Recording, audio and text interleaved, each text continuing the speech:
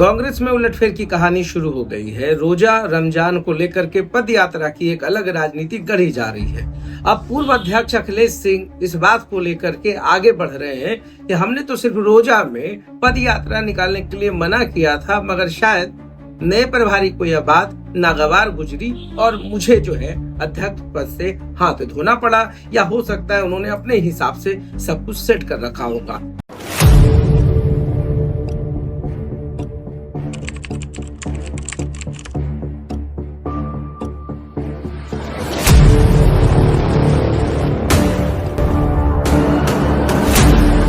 खैर, बिहार की राजनीति में हर दिन जो उठापटक जारी है उसमें बहुत सारे संकेत भी मिल रहे हैं। कल तक लालू यादव से काफी नजदीक रहने वाले कांग्रेस के पूर्व अध्यक्ष अखिलेश सिंह के पद से जाने के बाद उनका दर्द छलका है। अब दर्द को किस तरीके से बयां कर सकते हैं, मैनिपुलेशन जारी है, क्योंकि नए प्रभारी कृष्णा अल्लावरू ने अब औरंगाबाद के कुटुंबा के विधायक राजेश राम को प्रदेश अध्यक्ष नियुक्त कर दिया है।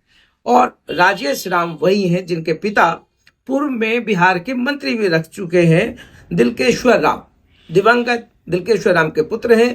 काफी मिलनसार है, मृदुभाषी हैं, कम बोलते हैं, शालीनता है और बहुत एग्रेसिव नहीं है। मगर किसी भी पार्टी में किसी अध्यक्ष का अग्रेसिव ना होना भी एक काल का कारण बनता है। मगर दो गुटबाजी जो स्पष्ट रूप में दिख रही थी और कृष्णा अल्लावरू के आने के बाद इस गुटबाजी को लेकर के काफी संकेत भी दिए गए। खुद कृष्णा अल्लावरू ने कहा कि जो सदाकत आश्रम और दिल्ली दरबार का यात्रा करते हैं वो लोग चेत जाए, वही लोग काम करें जो फील्ड में है और उन्हीं को टिकट मिलेगा जिनकी मौजूदगी है। मतलब इधर उधर का कोई काम जो है ना करें जिससे आने वाले समय में आपकी राजनीति पर कोई असर पड़ जाए। देखिए, बहुत सारी बात चर्चाओं में है, कई जगह पर सार्वजनिक मंचों पर लालू प्रसाद यादव ने तो खुलकर कहा है कि हाँ, मैंने सोनिया गांधी को कहा था तो फिर राज्यसभा के लिए अखिलेश सिंह का नाम आगे बढ़ाया गया।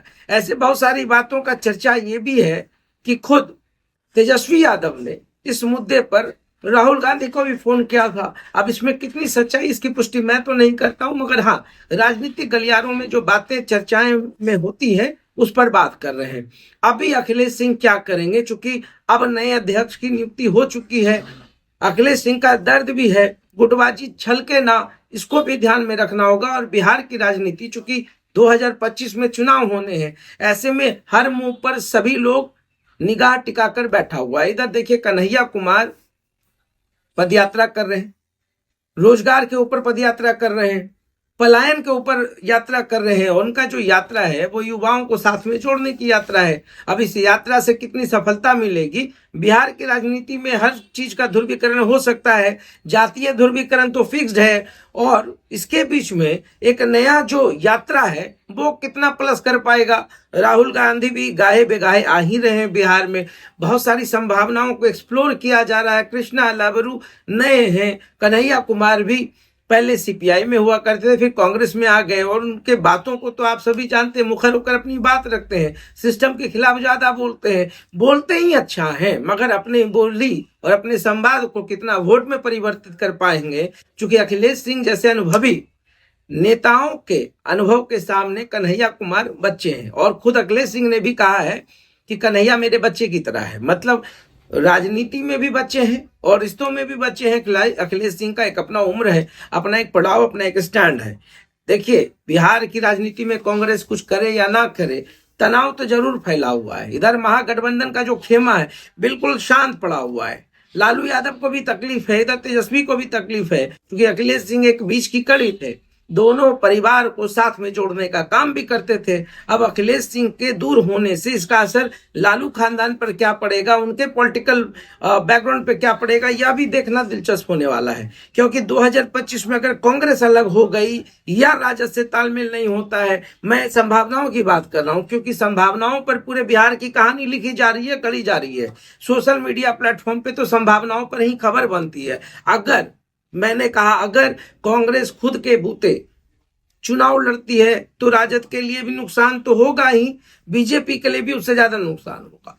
सभी को पता है कि कांग्रेस का जो वोटर्स है, जो वोट बैंक रहा है, उस पे सवर्णों का भी अच्छा खासा पकड़ रहा है। तो ऐसे में जो बीजेपी के सवर्ण वोटर्स हैं, अगर उसमें डिवाइडेशन हो जाता है तो बीजेपी के लिए नुकसान। इधर राजद अकेले लड़ती है तो फिर मुस्लिम और सवर्णों के सामने, कुछ सवर्ण की बात कर रहा हूं, फिर मुस्लिम्स के सामने दलित महादलित का जो कार्ड खेला जाता है बिहार में, उनके सामने असमंजस की स्थिति हो जाएगी कि हम वोट किसको करें, राजद को करें, कांग्रेस को करें। इधर जदयू भी देखिए चील कितना बैठा हुआ है, उसको भी वोट बैंक की जरूरत है, सभी पार्टियों को उसकी जरूरत होती है। जदयू को भी लग रहा है कि कुछ टूट फूट हो जाए, मगर ऐसा दिखता नहीं, आने वाले भविष्य में तो ऐसा नहीं दिख रहा। अभी 2025 में हो सकता है चुनाव के बाद अगर परिणाम कुछ और हो जाए, महागठबंधन में दरार आ जाए, ये तमाम चीजें हो सकती हैं, संभावनाओं की बात हो रही है, तब खेल का रुख बदल सकता है। तो पूरी राजनीति में एक रोमांच है, देखना दिलचस्प होगा।